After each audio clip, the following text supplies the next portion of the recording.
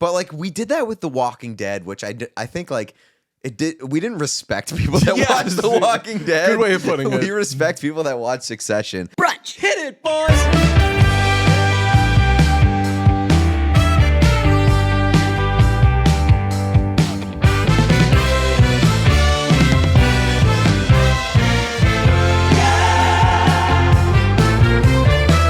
More children at Starbucks, man. Oh, you hate to hear it.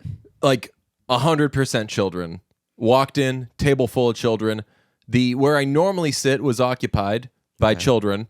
And what are we talking? What's the age group of children? Are we talking teenagers? Or are we talking like youths? I'm clocking them at 13 years old. Every child that was there was 13 years old. That is too young to be hanging out at Starbucks. I don't get it. And they were screaming.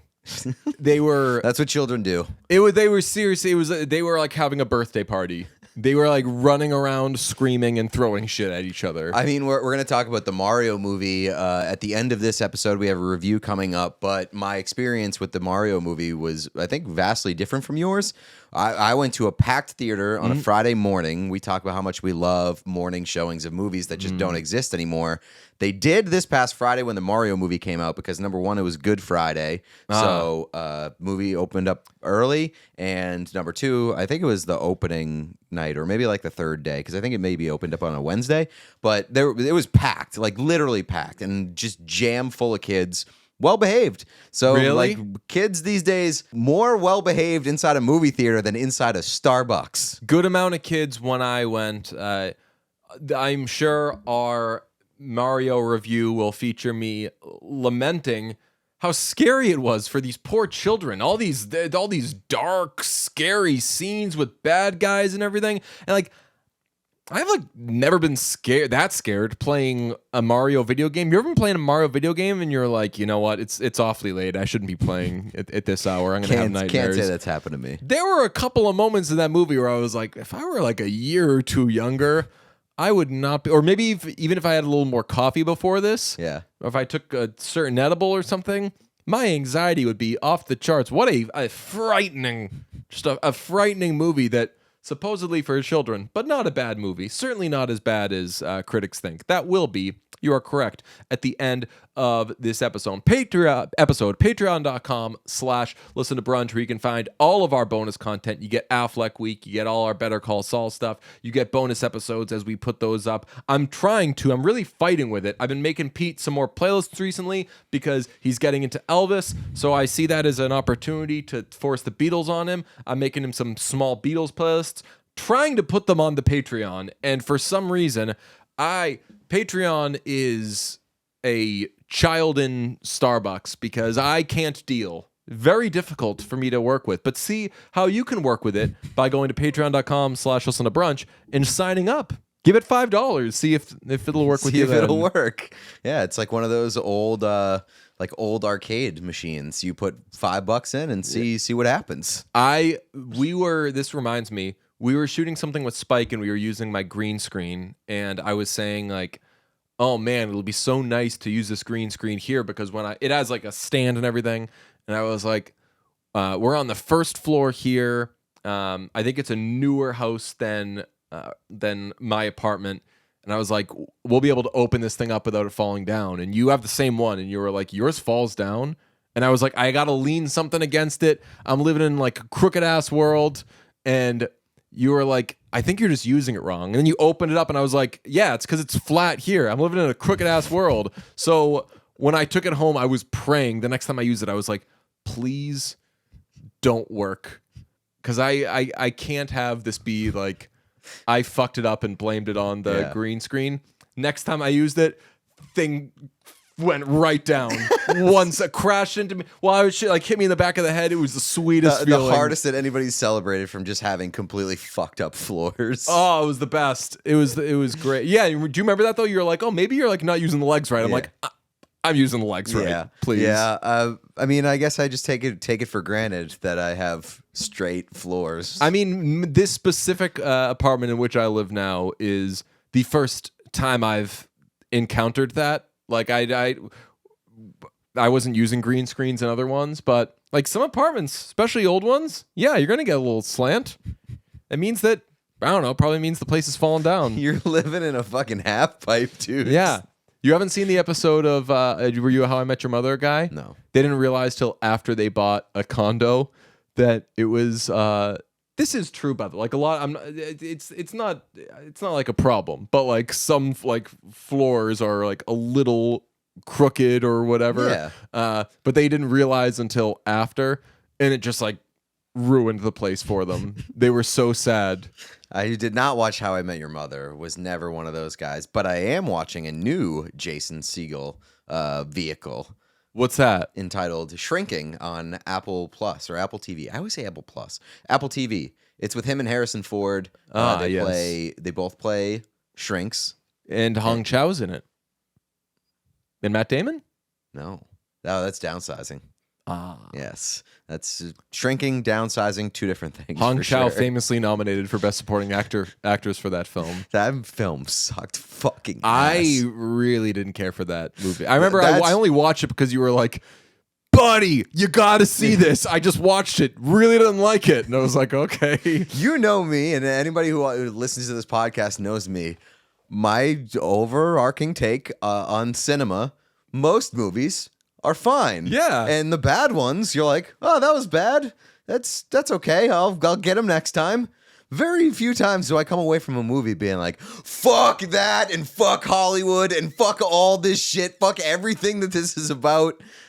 Downsizing sucked. It made me like angry. I kind of want to rewatch it now that I am like certainly a Hollywood Chow head. Yeah. Well, I'm a Hollywood head more than I was when we first watched it, but I'm way more of a Chow head. Like I didn't watch it like with my like Hong Chow sweatshirt on. Now if I watched it, I'm probably busting out the Hong Chow foam finger. I think it'll just make me sad knowing that like this beloved person. You legends, why'd you do this? Yeah. This person that I love and hold so near and dear to my heart was forced to be in this movie. But I guess I can watch it with the knowledge that she was okay after. Speaking of brunch legends, on next week's episode, we have a very brunchy guest and very excited to do that. Maybe I was thinking as like a Patreon thing, possibly like, do we put up just the interview early or do we let everybody get it at once?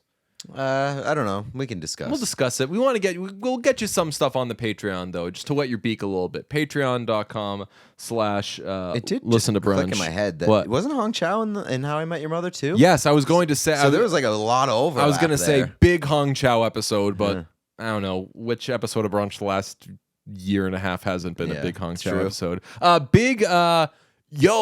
Very big Hong Chow episode because we're going to talk about Mark Mylod, the director of Succession and the director of The Menu.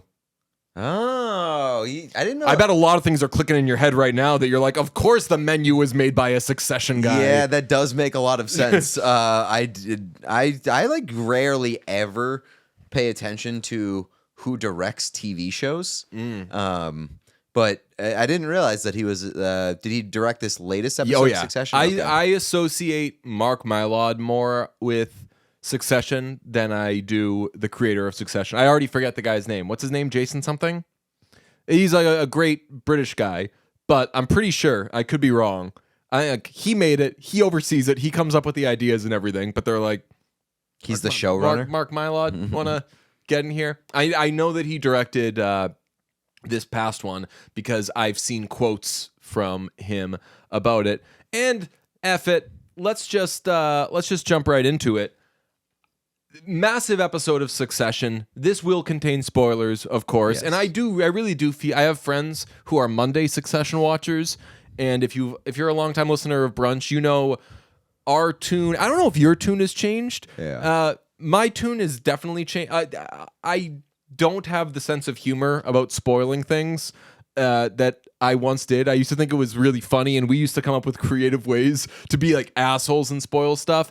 But maybe it's just because we're getting older. But I'm like, like these people have kids, and like their day to watch it with their partner is Monday. Yeah. Give them Monday to find out that That's where I'm at, and it's also like a combination of that and like just knowing that how much those things, like those weekly episodes, mean to me in my life. So like if somebody spoiled that for me, it sounds sad to say, but it's like sometimes I'm just like living for that fucking Sunday night, man.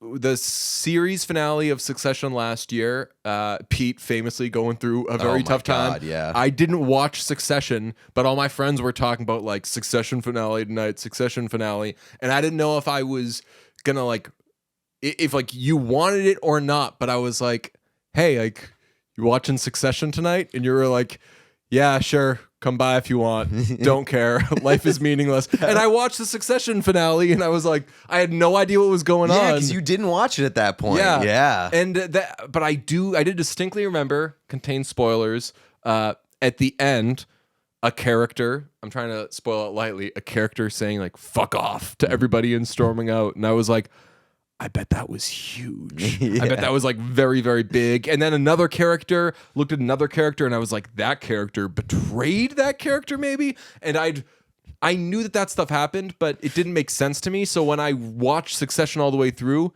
it somehow wasn't spoiled for me when I got to that episode. I knew, I was like, oh, like big shit happens here. Betrayal happens. But I do think it's hilarious that like the biggest show in the world, the only reason that you ended up getting into it was just because you wanted to make sure that I didn't kill myself. And I got COVID. I wanted to make sure I didn't die. I wanted to. I started watching it once I got COVID, because I got COVID at like the tail end. This is gonna be problematic. I got COVID at the tail end of when you get COVID, people worrying about you and caring. Which like kind of stunk, because the second time I got COVID, people were like, cool, you got the internet? Sweet.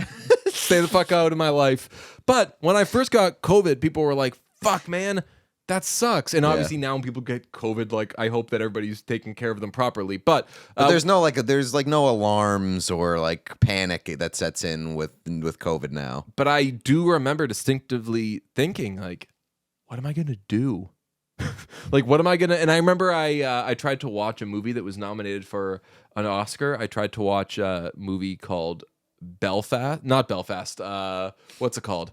What's the black and white one with Jamie Dornan? That was awesome. Belfast. Oh, that was Belfast. I was confusing it with Brooklyn. And I love that movie. On my second watch, awesome. First time I watched it, I had COVID, and I was like, what?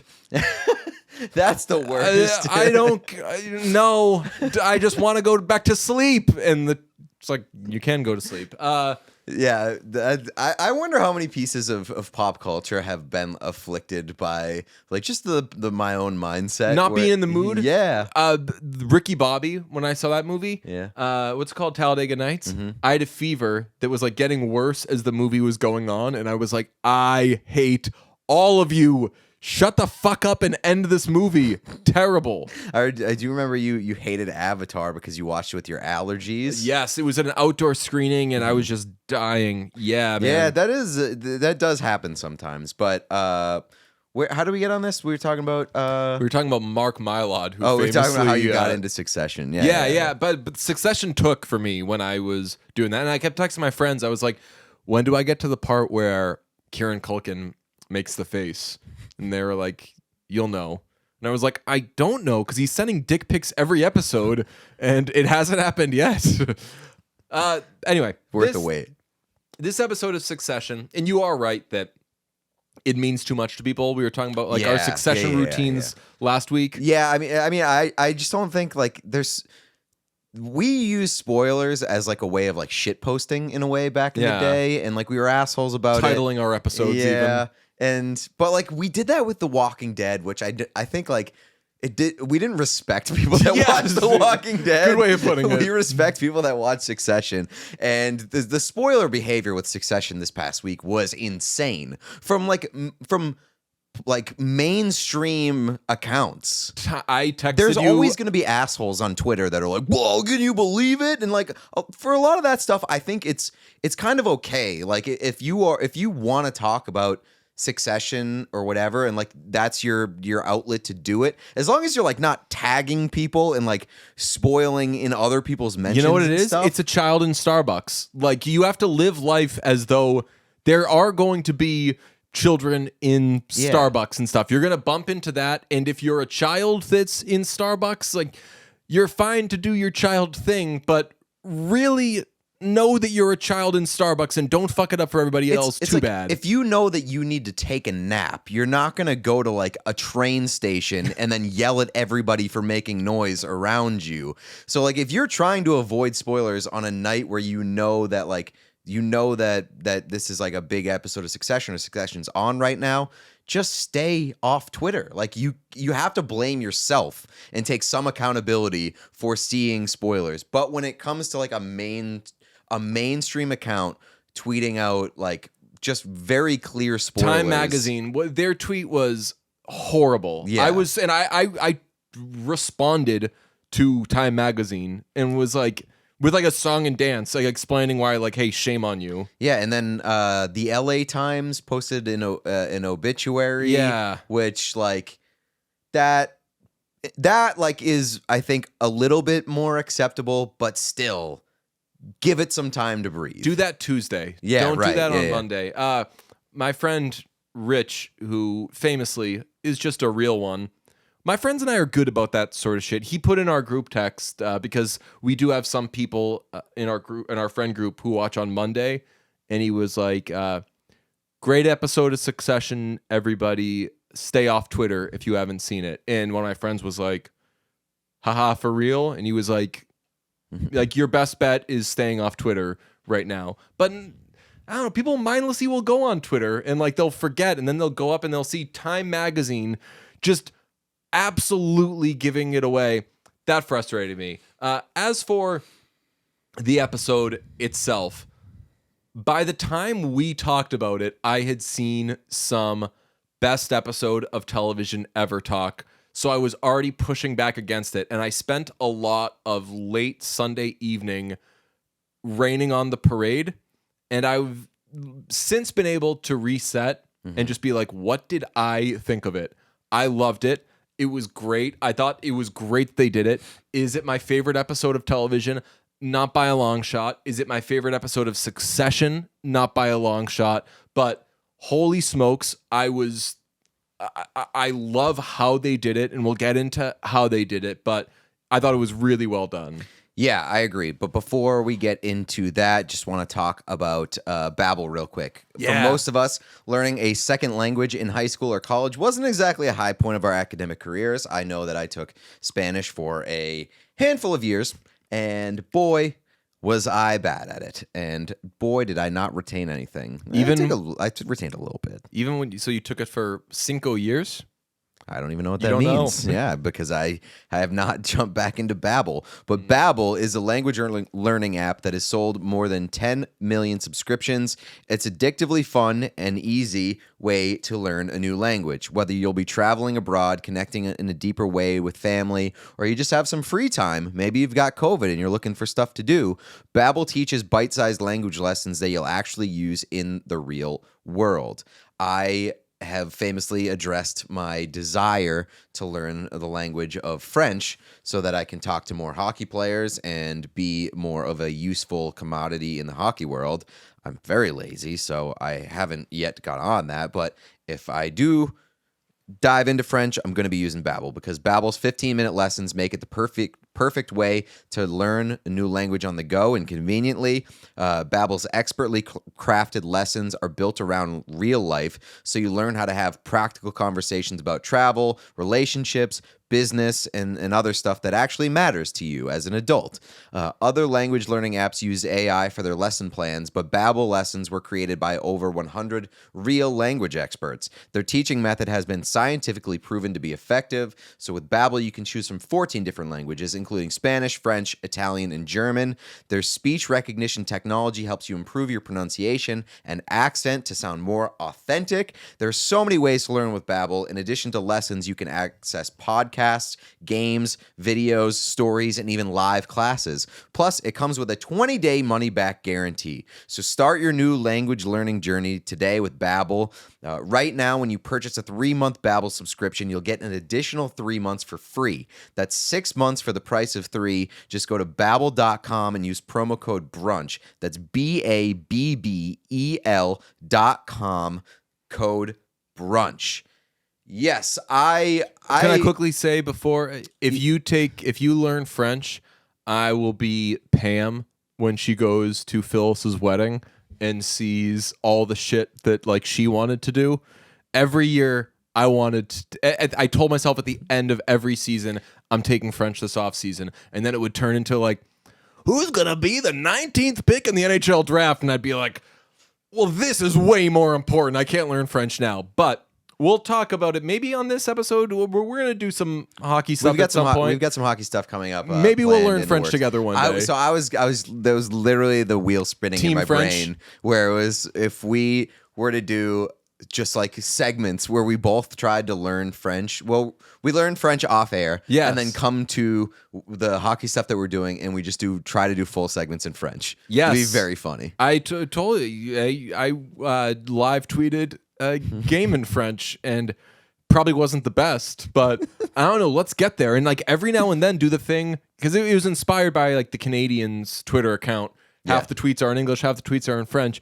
Every now and then just blast out a tweet, and when someone responds saying like, huh? Be like, oh, sorry, my brain was in French mode. Sorry, I also speak French. There's definitely something to that idea. I love it a lot. All right, that's Succession. No. Yes. No, when it bummed me out, because when we did text, or when I fired off a text to you about Succession, you were already in I said I've had better mode. Yeah. I said I've had better. And I was like, damn, I was off the high of that episode, and I thought the episode was amazing. Was surprised that people were saying like, oh, best episode ever. I think that's an exaggeration. Even the IMDb ratings, there's like 40,000 ratings or some shit like that, and it's ranked a 10 out of 10. Wow. See, that's our podcast, I think, has gotten good at it over the year, because we're very cognizant of the difference between disagreeing with somebody who says something is the best and saying that something isn't great. Mm-hmm. Because like, this is great and this is excellent, and I don't know, like my just initial reaction when everybody was saying it was the best, I was like, do these people watch Succession? Well, it's always incredible. Yeah, this is different, though. That's different for sure. Like the thing for me is that my reaction would be like, do you watch other TV? Like, you know, like that would be my biggest thing, because this episode was so good and so important to Succession, but when you like remove it from that world, I don't think that it like necessarily stacks up against like the best TV of other TV shows. Right. And it's a hard way to frame it, but like this, I would consider this to be, I disagree with you in that like there are better episodes of Succession. I think this might be like the Succession episode. I think it might be like the most memorable, and the one that people, I think it'll be the most memorable. I agree with that. And like, I think like for good reason. And it's, you know, what all of it's been building up to. So there's elements of that being why it is the most memorable. But there's so many things that they did in this episode that I thought were like so perfect, and like so perfect for the tone, so perfect for the show.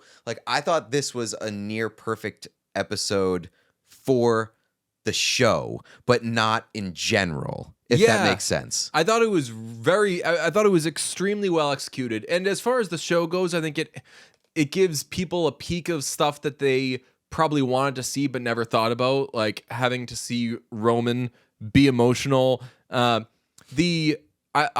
loved Kendall's phone call aspect of it, because it was exactly what you would expect. Like a lot of like, hey dad, I love you, I can't forgive you. Like, he said every word that you would think he would say, but like for characters like Siobhan and Roman, who are also awful but in their own way, having to show a little emotion. But the best part of it, and it was a part that in the moment was was torture for the viewer, and obviously on purpose, is that they didn't show Logan because, and I'm sure 1,000 podcasts have said this at this point.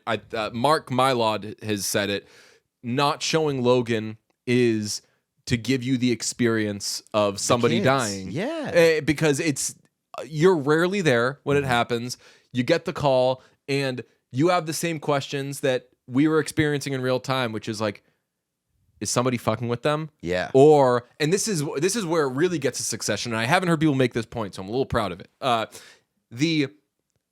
Do these people know what they're doing? Or like, is it just that these people are idiots? Are they misunderstanding the situation? Because what characters better to misunderstand a situation, overstate something, fuck something up than every person on that plane? So when they get the call from fucking Tom being like, something's very bad, and all the people, none of the kids there, not that the kids would make it any better, but like when you're not actually seeing Logan, you're like, with these dumb fucks, maybe he has like the hiccups or something like that. So that uncertainty, and then it's great when when Ken goes to get Siobhan and he comes back, and this also is like how it happens, where it doesn't sound good. It doesn't. They think it might be bad. You walk away for 1 second and you come back and you're like, what is it? They're dead. Like that. They executed instilling the feeling of what the fuck is happening? Is someone fucking with me? Are these people just incompetent? Maybe better than I've seen on TV. I thought that was one of like the most brilliant choices that they could have made, because I wrote that down. It was just like, it makes the viewer question with the kids whether Logan is actually dead or dying, and one from like the that happening over the phone and you not being there, that's a thing that exists. But also, like, we've spent 4 years with Logan Roy, and we know that he will do anything to win and to fuck with his kids. And so, like, that's part of it too, where it's like, yo, is he pulling like a savage? Did you think that he was prank? trying to get them to say something? Yes. Like Yes. they speak into the Yeah. Okay, so I felt the same way. Probably low hanging fruit, but I was yeah, like, right. But like it's in your mind. watch, like what? Especially planted Siobhan. that seed. Yeah, especially Siobhan. I was like Roman won't say it. Roman never has anything of substance to say. But when it went to Siobhan, like my heart stopped, and I was like, just be careful, kid. Yeah, and like I think so. When I said like this is perfect for the show, I mean that in kind of this way, where I think the biggest strength of Succession, and I'm not as high on Succession as a lot of other people seem to be. I love it. I think it's great, but I don't think it's like the best show on TV. The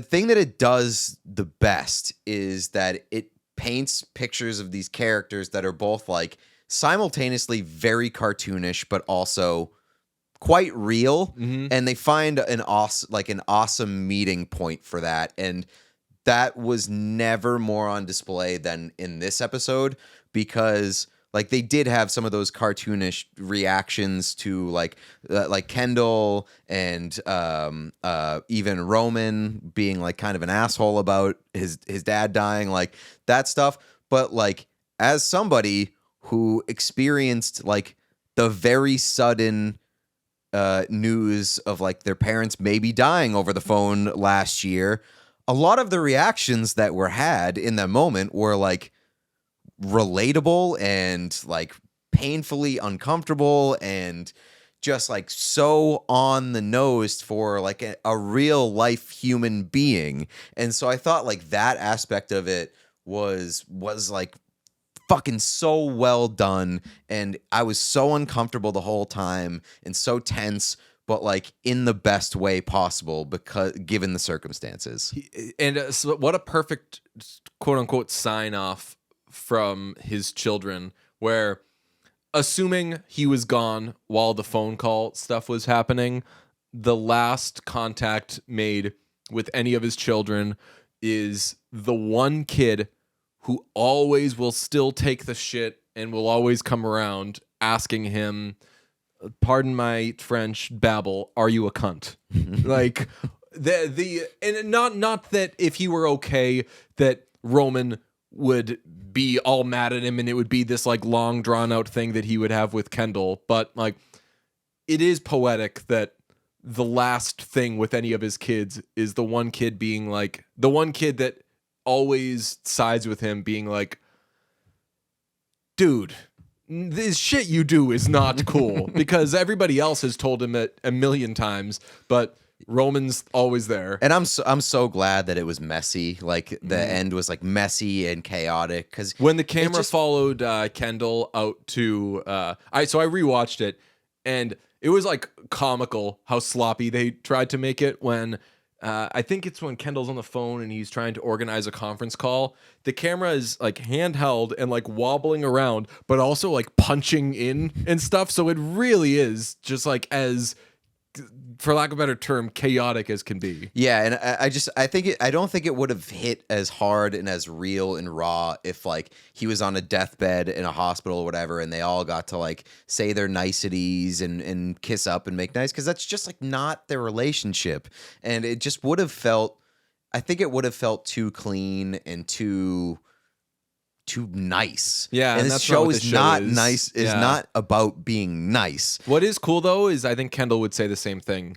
Yeah, probably. Like, Yeah, he would just, other people's stuff would be different and maybe a little more polished, but even when Kendall's polished, he's like, And I Hey, thought Dad. I thought it was kind of cool that Kendall was like, I guess aside from Connor, who was just like, I don't have time for this. I want to get to Connor. Well, it's got in a second yeah, for because sure. But like, I'm such a Connor. I did like that Kendall kind of like pulled it together and was like the piece of thread holding the younger two siblings with him. He fancies himself that. Yeah, so- but like he did a decent enough job, and I also like the fact that they had him like still feeling like he was in control and like he could have manipulated the outcome. He was like, I get these doctors on. Like he played like big dick in the room, even with a situation that he cannot control. And I think that is something that is like very, very important to note with Kendall, is that he always thinks that he can control the outcome of any situation. And shit, I forget what question he asks, but he asks such like a very basic, like helpless question at one point. It's essentially like what do I do next or something like. It's like, give me the thing to do. Like there needs to be a thing to do here. I forget the way it's phrased though. Shout out Connor that he still gets married without anybody there. The perfect situation. That's his way of the boat, like his boat setting sail, you know? Yeah, but like it's the perfect encapsulation of who Connor is as a character, where like, you know, he's got this big fancy fucking, I guess the family in as a whole, like the big fancy fucking wedding, and as soon as something happens with the dad, they're all fucking out of there, and Connor's left on an island by himself. And just like it shows that everybody attached to Connor is just there because of the name. Yeah. And that he doesn't fucking have anybody other than Willa, who is there partially because of the name, but also because she actually does kind of care for Connor in a weird fuck up twisted way. I love that relationship. Yeah. Because do you remember what she says when she accepts his marriage proposal finally? No. She's like, so they're waiting for a car when they're wherever they are in the finale last year at the wedding, and maybe Italy. And Connor's like upset about a bunch of stuff, and he's like, and plus on top of that, you're gonna leave me at some point, and I'm pretty sure I love you, and like he's like really just exasperated, and Willa takes a beat, and she's like, Connor, you're a nice man. Like she's just like realizing it or something, or like that's a satisfactory answer. So she's like, you're a nice man. And then they do the whole like, so fuck it, let's do it. And they start yelling fuck it. And that's a little stupid. But her thing with Connor is like, he's nice. Yeah. And like, is this love? There's a good chance it isn't, but there are things I like about him. And like, I do like this person, and there are worse situations you can be in. Yeah, I suppose. Yeah, their relationship is really interesting, but I thought the wedding and them getting married, like at this big fancy venue with like basically nobody there outside of the wedding party was awesome. And that Roman is so quick to shit on Connor's situation when it's like, dude, the biggest glass house in the world is Roman's situation. Yeah, that I mean the Roman. Connor has had a pretty incredible 2-episode run here in this final season, and I'm glad that they're allowing him to get some shine because he is often the forgotten child, both in his own family and in the show. Love Connor. So very glad that Connor has had a big 2 episodes. I'm not sure how much we're going to see of him from this point on. I know. Where do you I don't want to say rank, but like, where do you hold Connor among the siblings? Because this season has been, correct me if I'm wrong, this season has definitely been more of a Roman season than anything else with the children. I think maybe in episode 1, certainly the Tom and Siobhan storyline is what it is, and Kendall's always going to be the heartbeat of the show. But this season has really thrust Roman into, no offense, like being important, which he's always kind of been the swing vote. Yeah, I mean, I don't know. I think that kind of started last season with his relationship with the Swede. Oh, like, yeah. That like really was when Roman actually started having some pull, and like his dad was like, fuck, I kind of have to respect him. Yeah. So like that's a little bit of carryover. I would say that like through the first, few episodes, it's definitely been I think like empowering because you probably got to put Connor there just based off of like the stuff that's happening. Connor is definitely the setting of the show. Right. Like everything is built around like, hey, they're doing this and avoiding Connor in the process in each of the last 2 episodes. But Connor was like, you can't avoid me in the last episode. Yeah. So he was saying a lot of shit. But like other than that, I would say Shiv is again kind of like taking the top role just because of like the stuff with Tom. Shiv's always been the one though, and Yeah. I think that Logan has said it, but Logan fucking lies, and he says whatever needs to be said in the moment. But like, if push ever really came to shove and the company needed to be handed over to one of the kids, it's always Shiv.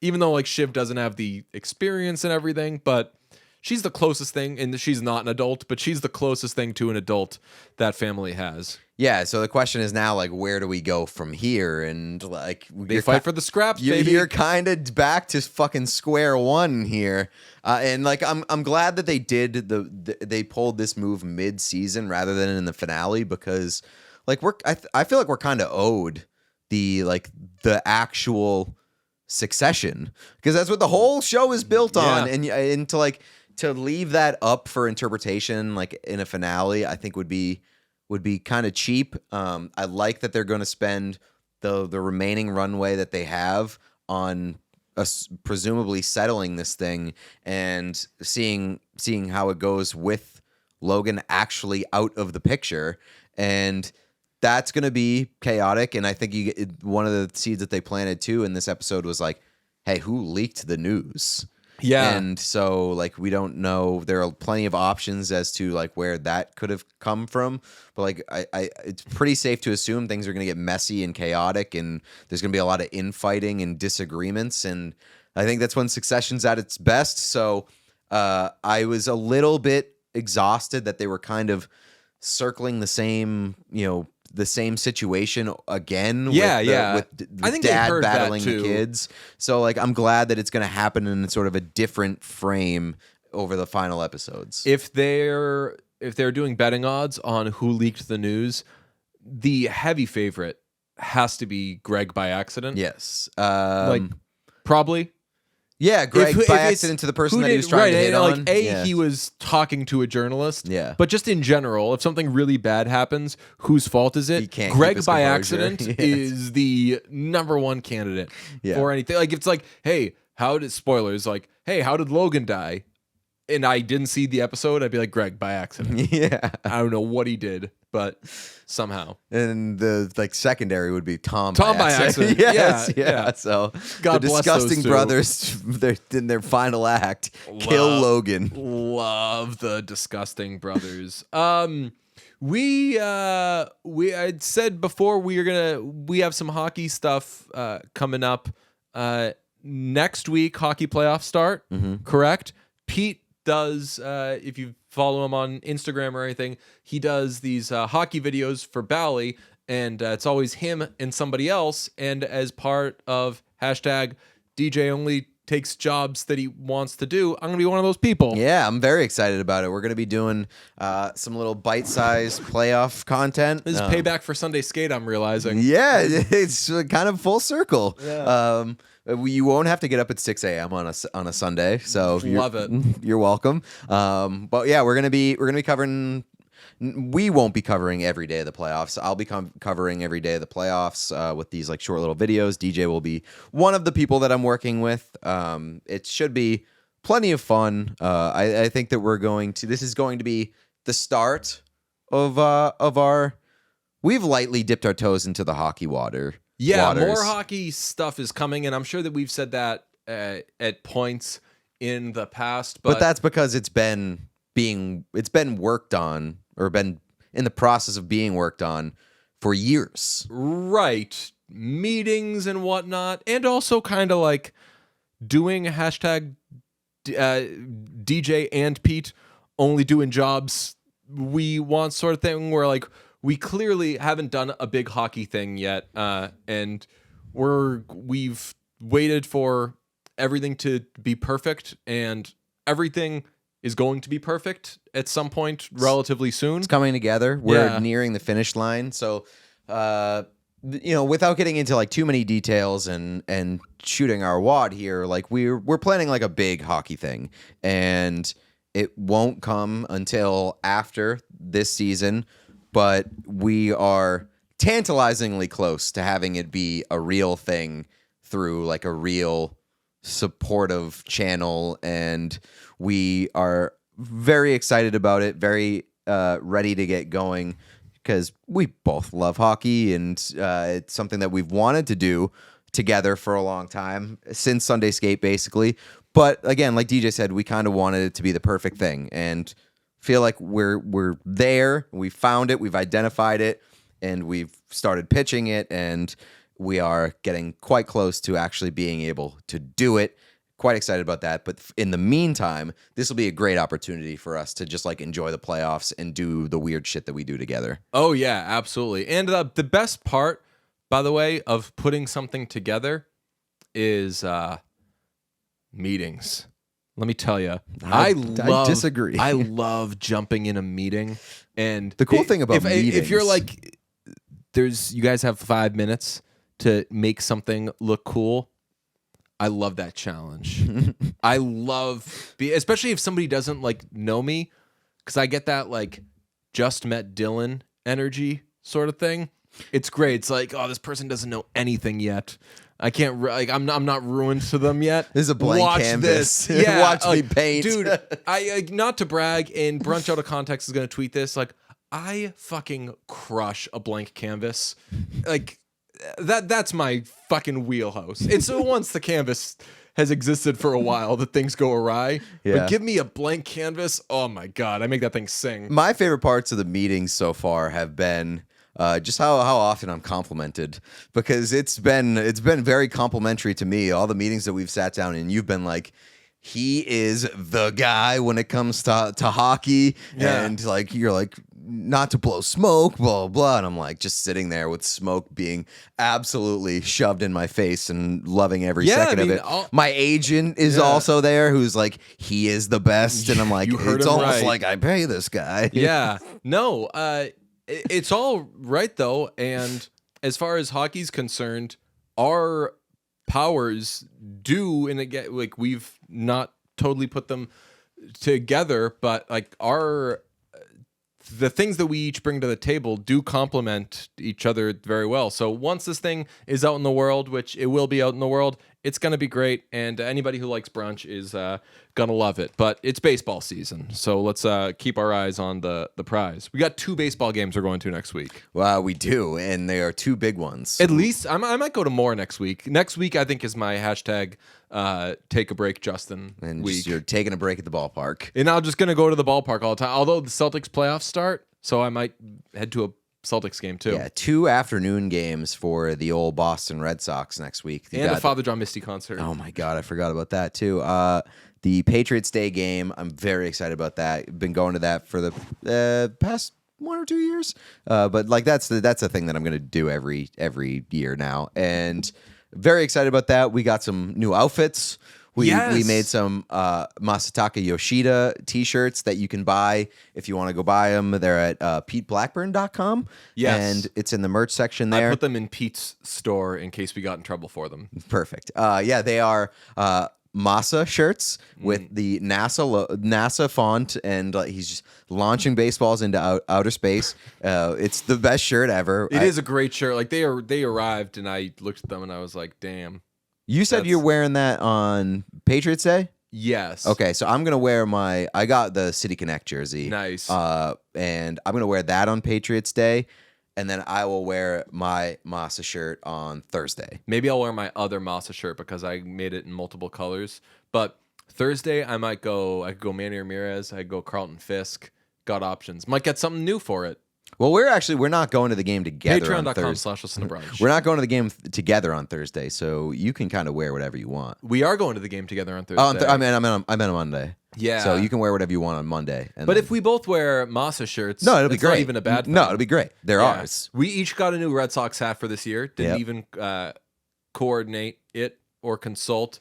But you made the correct observation. You were like, both of these hats are extremely like each of us. Like if you are at home listening right now and you're trying to picture what I would buy for a Red Sox hat and what DJ would buy for a Red Sox hat, you fucking got it, pal. You nailed it because it's exactly what you're expecting. Yeah, yours is very clean. Mine is very 70s. Yes. So, there's also a new hit single only existing on Twitter right now because if you've listened to Brunch before, you know that we're very into popular demand.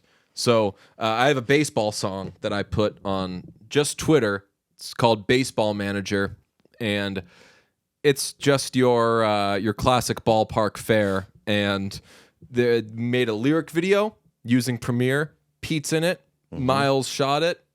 Came out lovely, I think. But it's just on Twitter for now, and you can watch the video there. People... I love the unsolicited memes. That was a big part of the Vineyard Nights organic growth. People have done some unsolicited Baseball Manager memes about the lyrics and about other stuff. Why don't we just put this in the episode? The song in the episode? Yeah, with the video. Okay, yeah, we can do that. So it can exist here, but for it to get on Spotify and the streaming services, I need a little bit of popular demand. I would say that so far, there's probably been enough demand that it would be categorized as popular, but keep it coming, retweet it, share it with people. Patriots fans who cry when I say anything about Mac Jones. I knew this was good. I was like, this is going to get clicks no matter what because the Patriots crybabies are going to retweet it, making fun of it, and it's going to just crush impressions wise. Thank you to my friends there. But it's a fun song, and it'll some ballparks are in talks to play it while wetting the old grass. I love that. It's a baseball one. We like kind of like we're doing the movie reviews package at the end of episodes. Like I don't hate the idea of just doing like some fun little package like digital shorts. Yeah, drop it in for the episode. So here is DJ Bean's Baseball Manager. Used to ride on the bus, now I fly. But I'm pestered for 10 minutes at a time. Everyone in the world thinks they can be a baseball manager. I gotta talk to the guy throwing the ball. He's gonna ask me how I have the gall. Everyone in the world thinks they can be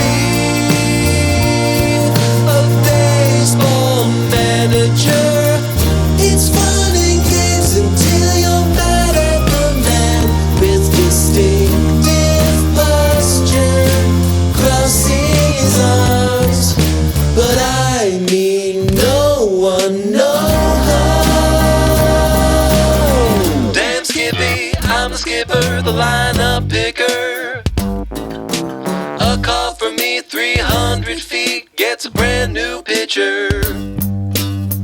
Everyone in the world thinks that they can be a baseball manager. I wrap tobacco in bubble gum, my dentist don't like me. Nobody checks in to see how we are, unless we're caught on camera, having a sleep during the day.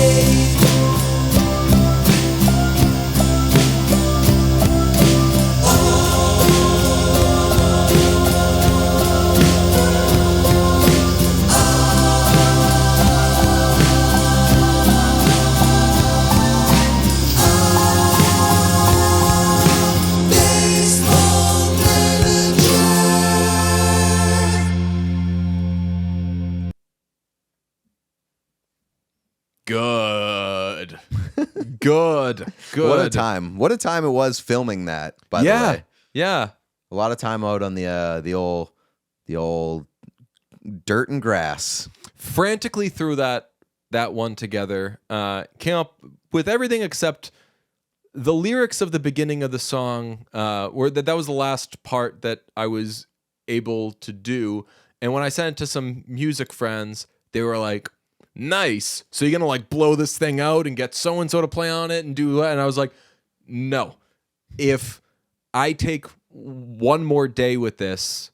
I like wrote it in, let's say, like 2 days, and then just like threw it all together and like tried to put it out. You had a rough version for opening day, and I was like, "You're crazy if you don't put this out on opening day," because it sounded good on opening day. Maybe it didn't sound nearly as good as it does now, and like look as good with the lyric video and the way that it was packaged. But like for a dummy like me and 90% of other people on the internet, they would have been like, "This is cool," and it's very timely with opening day. So I was really pushing for you to release it on opening day, but can't complain seeing the final product. I just felt I needed to polish it up a little bit. But yeah, basically it did it quickly, and if I'd taken longer with it, because I do have some songs that I'll tweak a little bit every day for like 5 years, and then they just never see the light of day. But this, because it was baseball themed, and because I just liked the song, I was like, no, I'm gonna actually throw this together. And there's parts of it where it were definitely quote unquote fixes could be made, or it isn't perfect, but I like that. I like that it sounds like somebody who listens to Ween made a song with a shitty drum machine. So to anybody who's played it or whatever, it will be on Spotify as long as the popular demand is there. I don't know if I should say it on the podcast or just drop it, but I have been working on a new Porches read. And I can't decide whether we should do it or whether we should give it to Circling Back. Oh, I think the answer is we got to give it to Circling You think Back. Circling Yes. Back? There's some, there's some good ones in there. So if we give it to Circling Back, though, it has to be like really long. Yeah, for We have sure. to like it has derail to, their it has to be an episode. episode. Love that. Like a 40-minute Yes, Porches read. Yes. We should turn Porches into like, that's our like Grateful Dead. Just like really jam it out.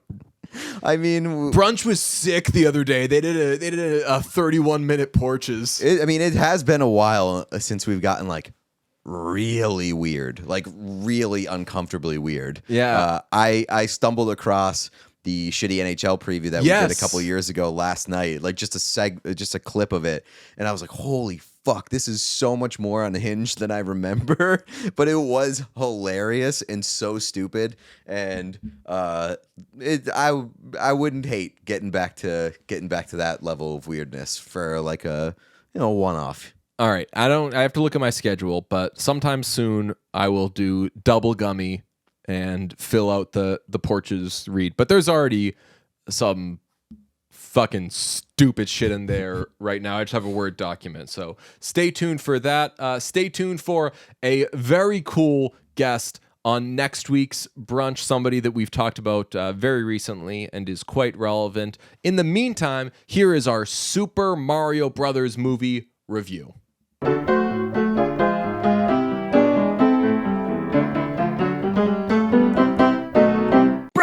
The Super Mario Bros. Movie is an Illumination-produced film based on Nintendo's Mario, featuring classic characters voiced by the likes of Chris Pratt, Anya Taylor-Joy, Charlie Day, and Jack Black. This movie takes place between Brooklyn and the Mushroom Kingdom as Mario and Princess Peach try to save both Luigi and the entire Mushroom Kingdom. It has a 57% on Rotten Tomatoes against a 96% audience score and a runtime of 1 hour and 32 minutes. I know off the top we said that there won't be spoilers, but we said that before everything. It's not like Mario's not gonna get cancer or something in a movie, so I think we'll be able to speak pretty freely about this. I'm surprised that almost half the critics thought this was a bad movie. This isn't a bad movie. It's a perfectly fine movie that does a lot of things okay. Is not great in any area, though. No, I agree with that 100%. I'm not surprised, though, that half the critics didn't like it, because it falls into the weird category of a children's movie that is appealing to adults, because it's a children's thing from when adults were children, you know? And so, like, a lot of adults are going into this movie being like, pushing up the frame of their glasses, being like, I'm ready for this Mario movie I've been waiting 20 years for. And people have been waiting for this movie for like 20 to 30 years, but at the end of the day, it's still a kid's movie. So I was going to get to this later as one of my lone issues with it, but my biggest issue ties into this, and I hate this dumb cliche question that people ask of too many movies, but in this case, it is fair to ask, who is this movie for? It is for. Because... I mean, is fair, yes. Because my biggest issue with this movie is it's scary. It didn't scare me, but there's a lot of stuff in like dark wooded areas with like the skeleton Koopas and everything, and children that were in the theater with me where like I could hear them like crying and I was like with them. I personally wasn't that scared. Sure, man. But I was like, yeah, this is a kid's movie, you dummy. Like, yeah, like we get it. Mario and Luigi get separated. Spoilers. But like you could just take a second to have Luigi go through his thing before he, spoilers, ends up with Bowser. So it's a little too scary for children. It's too childish, I would say, for teens. Too childish for adults as well. And here's the kicker. I, as a non-massive Nintendo head, just somebody who grew up playing video games, I got, I would say, 95% of the references. And I don't think that's great. No, I don't think you did. Because you want... Really? Yeah, there's like a shitload of Easter eggs and very nerdy stuff that you definitely didn't get. Okay, so I'll put it this way. I never had any questions. Okay. I never didn't get anything, and that's different from understanding everything, right? But still, like it definitely was a movie made more for me than it was made for a super huge Nintendo head. I think it had some stuff for the Nintendo head. Definitely. They got the cherry on top, but the meat of it was made for me. And if I weren't a person who went to movies all the time, I would not be interested in seeing this movie. Yeah, no, I do think there's an element of it being like it trying to be all things to all people, and you know, I don't think it necessarily does like a horrible job of it, but like you said at the beginning, it doesn't do anything particularly like amazing. I think the visuals and like a lot of the detail put into it is where it gets its highest marks, but like the characters weren't very good.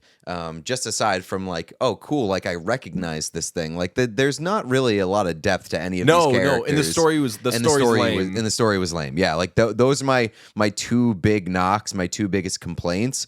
Like we got to talk about it because it's been like the number one thing that people talk about with this movie is the Chris Pratt voice attached to Mario. Like that was a little bit distracting in like the first 10 minutes or so, especially because in the first scene where they have Mario, like they have the voice actor who played Charles Martinet, who played the original Mario or voice acted the original Mario, and the other person in that scene is Sebastian Maniscalco, who is like the most Italian sounding guy who is like relevant in pop culture right now. So like by juxtaposition, he sounded like very Americanized and very Chris Pratty in the opening scene, but you get adjusted to it and it was fine after that. Yeah, I was not distracted by the voice acting at all. It is interesting though that Charles Martinet, who is like, as you said, the original Mario and is in his 60s, like healthy enough to be working this job and everything.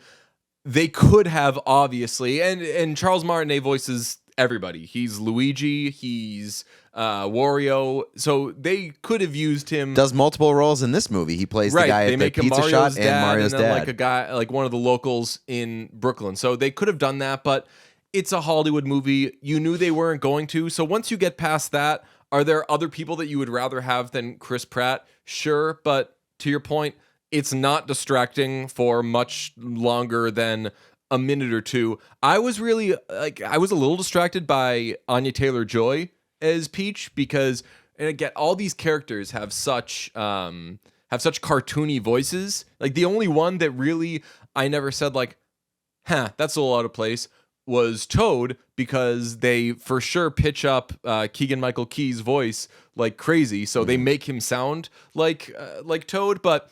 Fred Armisen as Donkey Kong's dad, awesome. Seth Rogen as Donkey Kong, obviously awesome. I quite liked some of the voice actors in this. As for the look, it's an Illumination movie, so it is like a little Minions-y, but I thought that was cool. That was bright colors. Yeah. Like I thought that the colors looked great. I thought the characters all looked great. All like looks wise, awesome.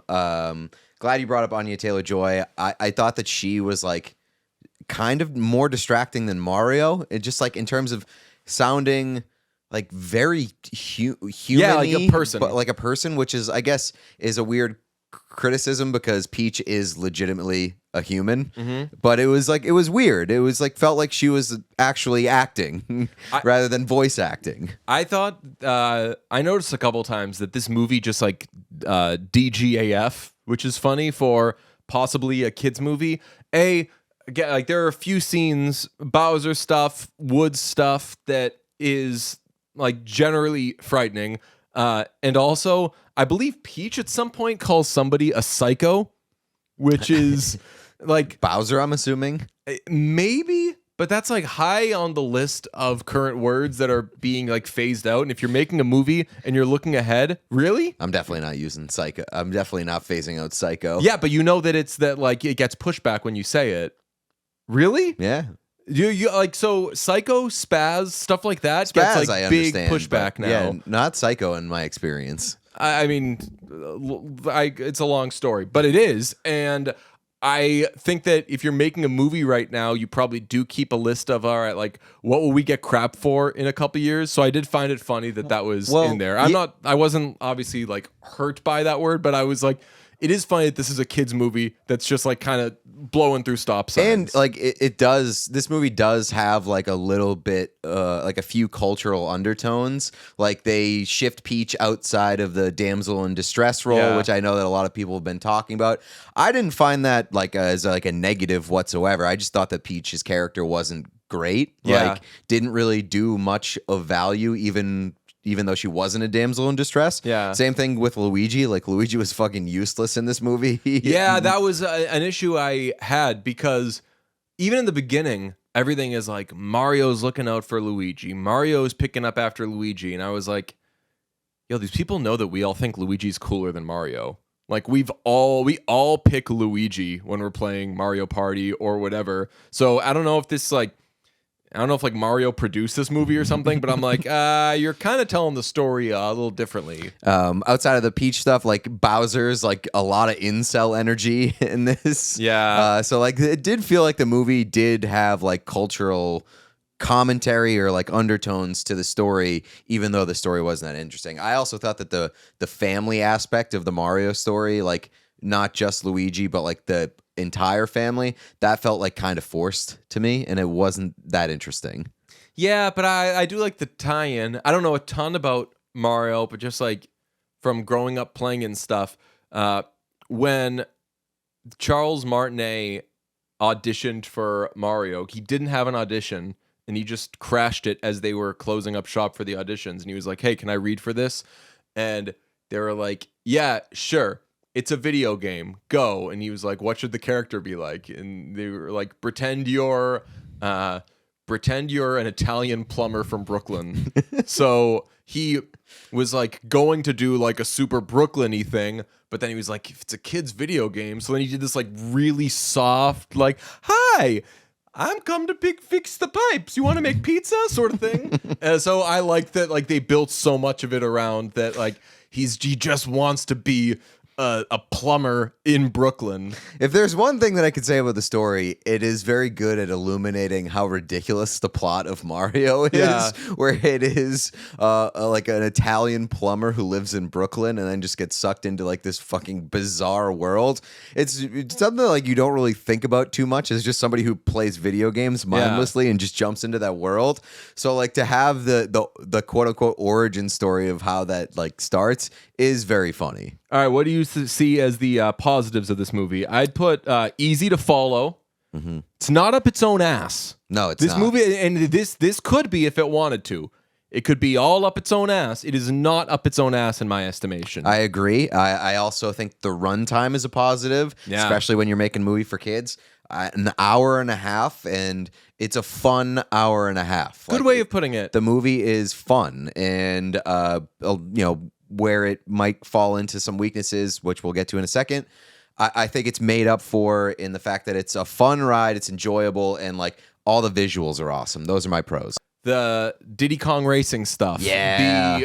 Obviously you knew there was going to be some Mario Kart and some Rainbow Road and everything, and that was all really, really cool. I thought the way they did Rainbow Road was excellent. I think that these days, like speaking of things that you have to phase out, I don't think you're doing a full depiction of Rainbow Road because it was very tough on the eyes and like borderline dangerous. Yeah. But it looked so cool in this movie. Basically, everything that was some sort of allusion to a level or a game, I thought like the Super Mario 3 stuff. Yeah, great. Even the like when they rush to get to that plumbing job and they shoot it in like the video game format, and he's like jumping on the scaffolding and like jumping off the fence to like a pole. I thought that stuff was all really, really cool.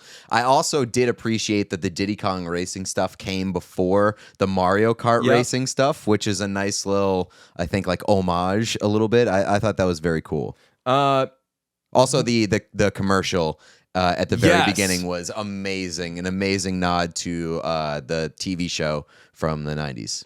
Negatives, it just doesn't do anything great. I also add to that list that I said earlier, I think that it was maybe unnecessarily frightening for children.